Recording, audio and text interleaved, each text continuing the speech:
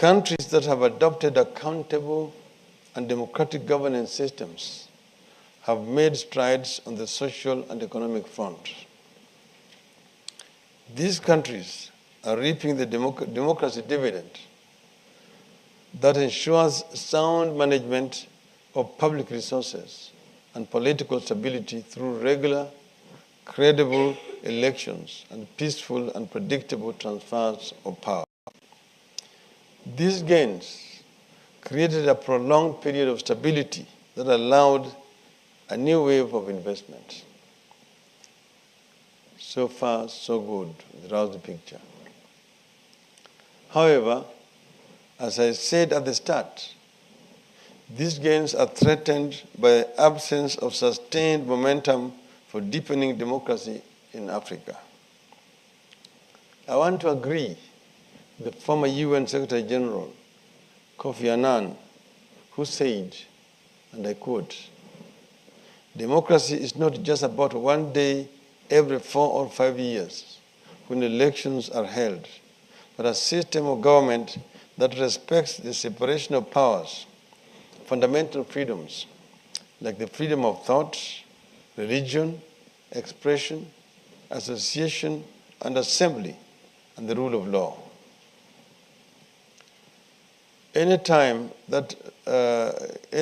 regime that rides roughshod on these principles loses its democratic legitimacy, regardless of whether it initially won an election, unquote.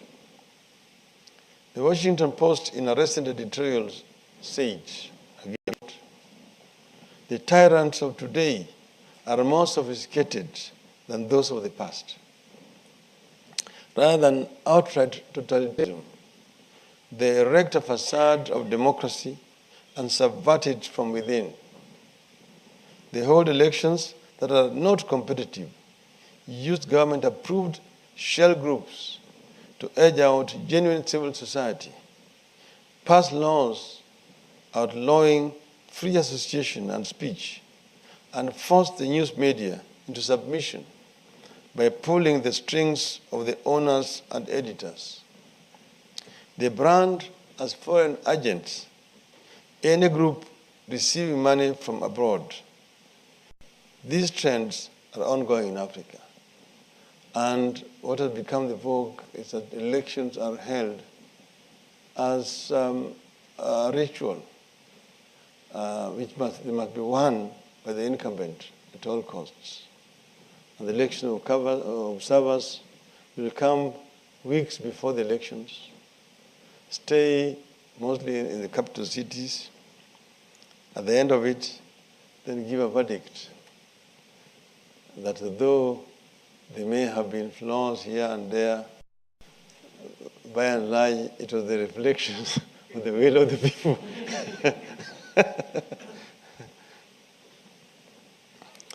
Regular multi-party elections have not translated into good governance and respect for the rule of law and fundamental freedoms.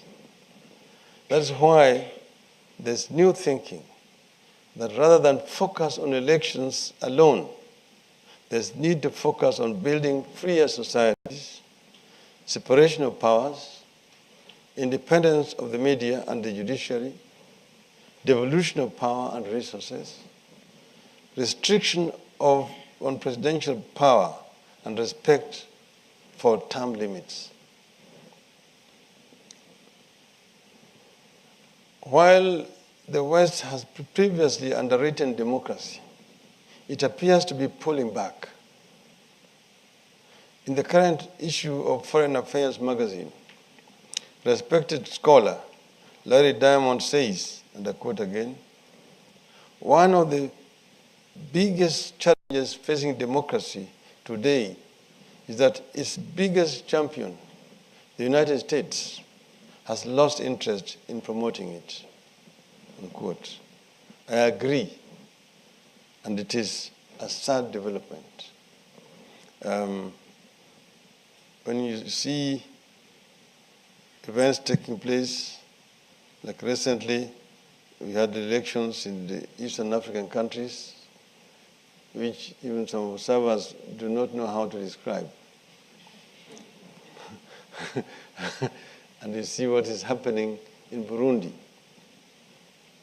And you see that the African heads of state meet, and their concern is not about what is happening in Burundi, but more how to pull out of ICC, because one or two heads of state of Africa are charged in ICC.